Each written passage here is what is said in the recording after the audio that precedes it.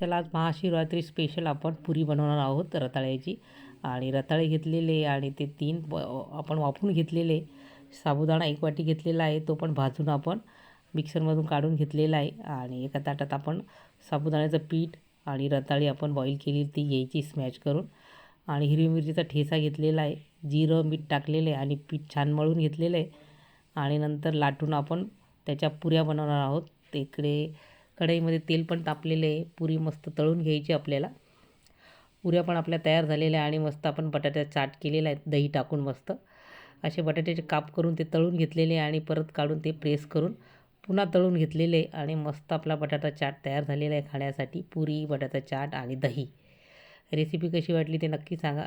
Like, share आणि subscribe करा. आणि मस्त खाण्यासाठी तयार आहे बघा पुरी आपली रताळ्याची आणि बटाटा चाट मस्त.